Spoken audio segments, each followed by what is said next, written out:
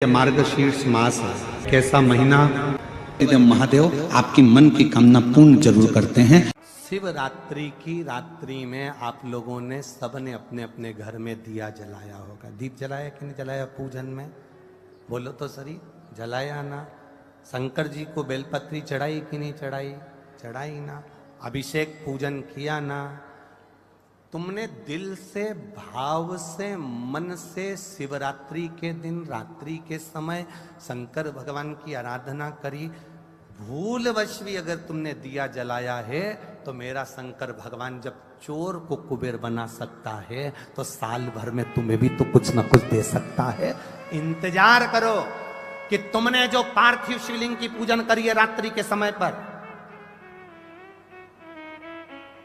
केवल पार्थिव शिवलिंग की पूजन रात को नहीं होती है, पर केवल शिवरात्रि, हरतालिका तीज, छोटी तीज, बड़ी तीज, अन्य जो त्योहार होते हैं, सोमवार की अष्टमी आदि जो उत्सव होते हैं, इसमें शिवरात्रि की रात्रि में, उसका मतलब ही शिवरात्रि है। रात के समय पर आप अभिषेक करो, पूजन करो, अर्चना करो।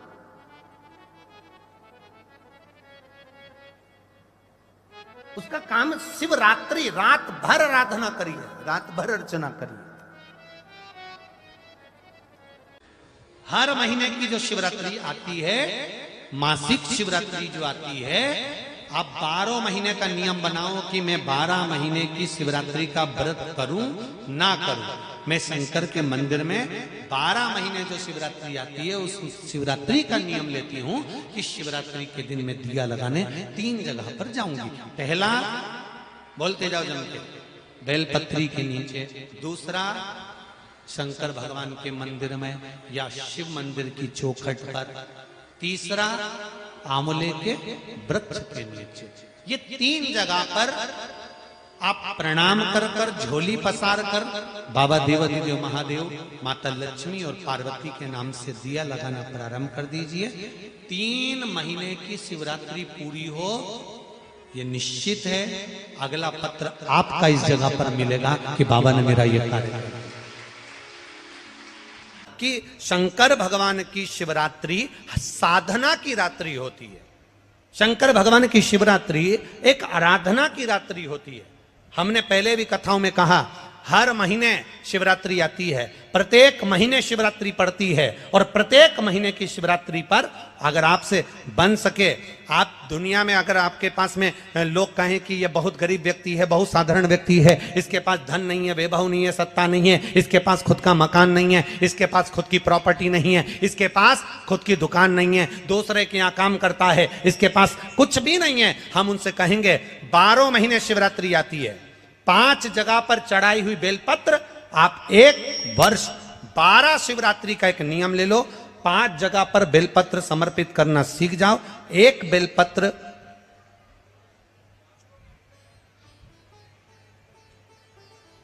ये शिवलिंग, ये जलाधारी, बहुत ध्यान से देखना, ये चरण जहां से जल नीचे गिरता है, गणेश जी का स्थान, कार्तिकेय जी का स्थान, ये हस्तकमल, माता पार्वती जी का हाथ हस्तकमल, शिवलिंग, भगवान शंकर का स्थान।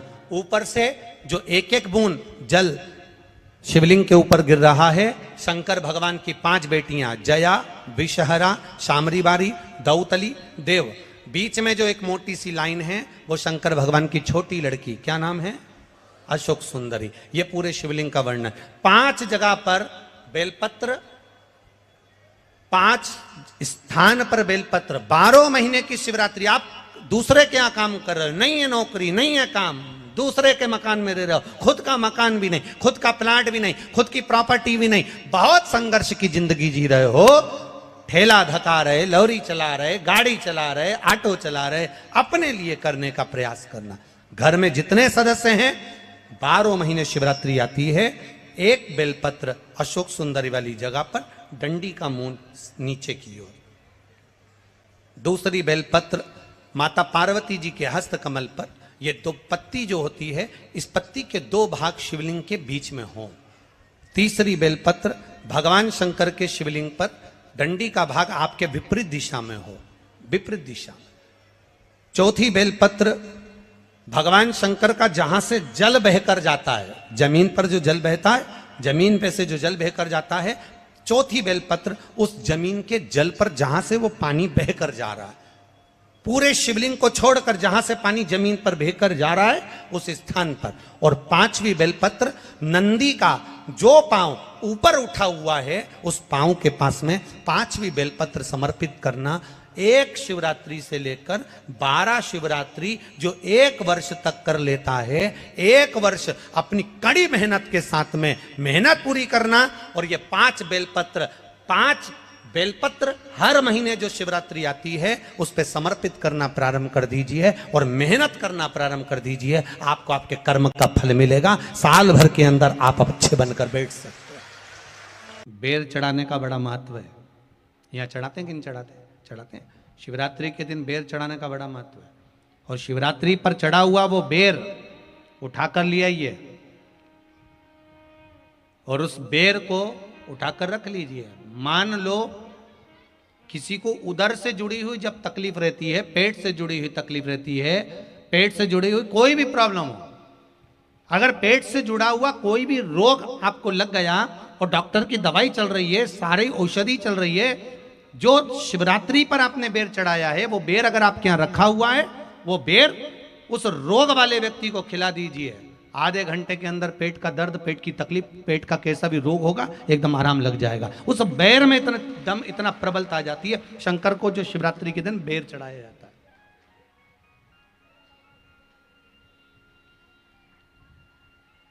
भगवान शिव पर समर्पित हुआ वो बेर का इतना महत्व महाराज। और जो देवता को उठाने के लिए बोर समर्पित करा जाता है, बेर भाजी आंवला उठो देव सांवरा, उसमें शंकर जी का भाव है, क्योंकि शिव जी का दर्शन भगवान नारायण उठते से ही करना चाहते हैं। सबसे पहले नेत्र खोले और मेरा शिव का दर्शन हुआ। बेर का भाव ही शिव का दर्शन का भाव।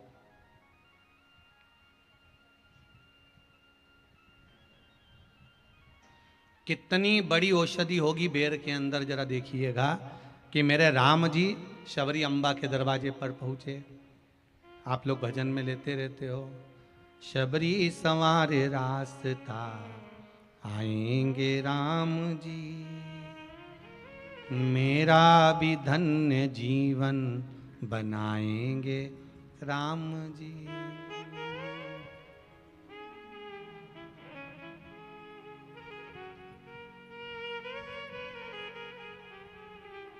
और बागों से चुन चुन के वो लेकर आई बेर की टोकरी लाई। खट्टे हो चाहे मीठे हो पाएंगे राम जी, मेरा भी धन्य जीवन बनाएंगे राम जी।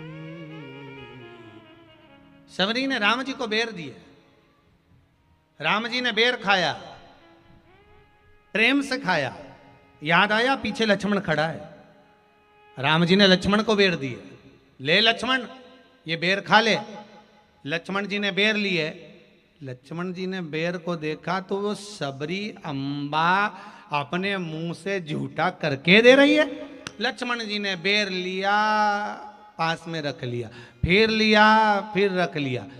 शबरी जी राम जी को बेर दे, राम जी लक्ष्मण जी को बेर दे, लक्ष्मण जी वो बेर लेके पीछे फेंकते जाए। उठाए फेंका, उठाया फेंका, उठाया फेंका। अब कोई लक्ष्मण साधारण है?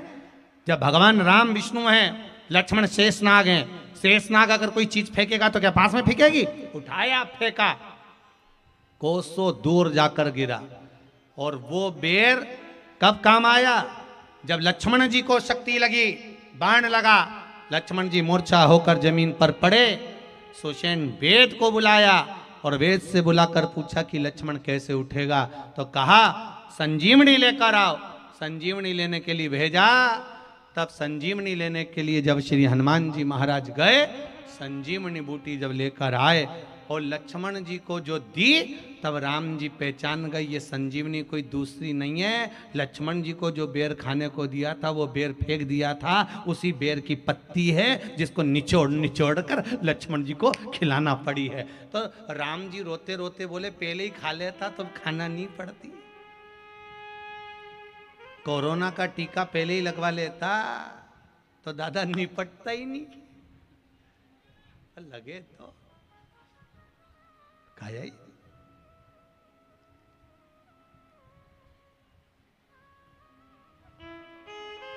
यहां तो सीधी सीधी बात है ना।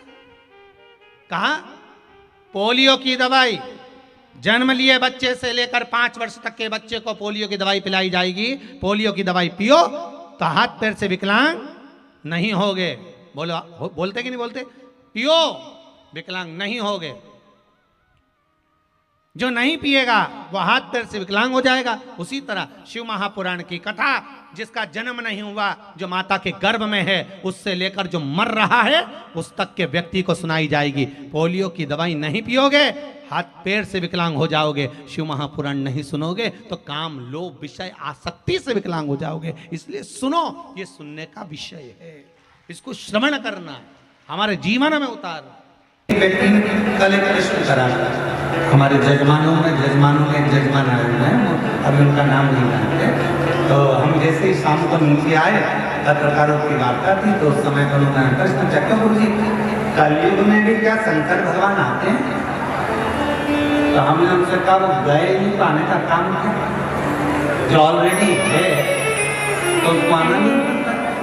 तो कल उन्होंने प्रश्न छेड़ दिया तो हमारे मन में आया कि उनके मन में कहीं बात ना रह जाए तो हम उनको एक बात कहेंगे, देखो कलयुग में शिव कैसे। झांसी के पास में मौरानीपुर, चतुर्वेदी तुम्हारी झांसी के पास में मौरानीपुर, हम कभी नहीं गए। और जब नैनी सारण जा रहे थे तो तुम्हारे झांसी से निकल कर गए तो हमने जरूर आया था तुम्हारे। तो झांसी के पास में मौरानीपुर, हमने कल्याण में ये पढ़ा।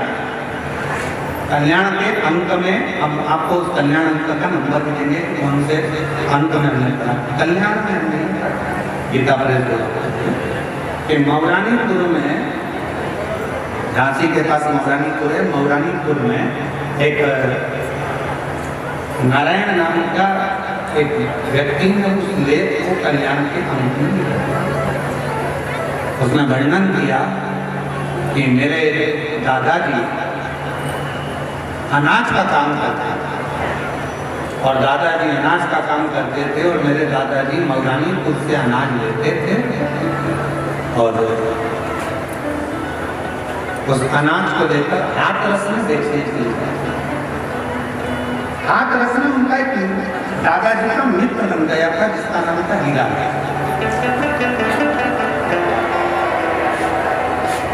और हीरा लाल के ना तो पत्नी थी ना बेटा था, परिवार के लोग केवल उससे काम कराते थे। वो कमाई का एक स्रोत बन चुका था, अवस्था ढलती जा रही थी, परिवार के लोगों ने उसको पूछना बंद कर दिया था।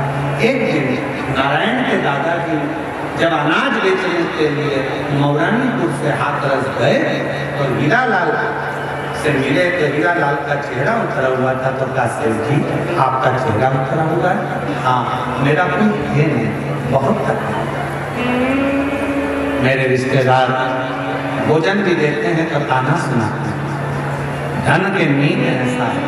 तब हीरालाल जी से नारायण के दादाजी ने कहा कि आप मेरे साथ चलो, मौरानीपुर में रहना, मेरे बेटा बहुत अच्छे हैं, मुझे भी भोजन देते हैं तब तुम्हें भी भोजन।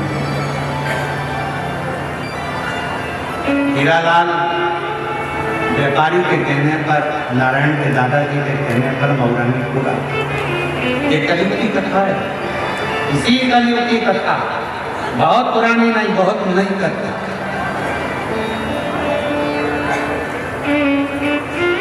हजारों वर्ष पुरानी नहीं है, 500 वर्ष पुरानी नहीं है। ये कथा मात्र 300 वर्ष पुरानी है। हीरालाल को लेकर आ गए, हीरालाल अपना सामान ले आया, पैसे ले आया, उसको बहुत सम्मान देने लगे हीरालाल हीरालाल। उसको लोग सब घर के जितने भी परिवार के लोग थे दादाजी दादाजी दादाजी दादाजी करते और उसको हीरालाल के पास में जो पैसा था आधे पैसे का तो हीरालाल ने नारायण की माता जी के जेवर बनवा दिए और आधे पैसे का हीरालाल ने मंदिर बनवा दिया शंकर जी का, क्योंकि वो शिव की आराधना करता, शंकर का शिव भक्ति। अब एक दिन अवस्था चलते चलते चलते चलते हीरालाल की आंखें चली गई और हीरालाल को दिखना बंद हो गया। घर के लोगों ने कहा दादाजी प्रयागराज में मेला लगाया है, मार आप नहीं चलोगे? दादाजी बोले मेरी आंख से तो दिखता नहीं है, मुझे फिर काम करो, शंकर जी के मंदिर में छोड़ दो, मैं शिव जी को लोटा भर के जल चढ़ाता रहूंगा, तुम आ जाना और फिर मुझको भोजन दे देना, सुबह जाओगे रात को खाई जाओगे। नारायण के माता पिता दादा सब चल दिए प्रयागराज। प्रयागराज से आते आते उनको याद आया दादा को शंकर के मंदिर में बैठे होंगे, भूखे होंगे, चलो जल्दी नारायण जाओ दादा का हाथ पकड़ कर ला। नारायण दादा का हाथ पकड़ने के लिए जैसे ही जा रहे थे दादा तो देखा नारायण ने कि दादा की आंखों पर एक पट्टी बनी।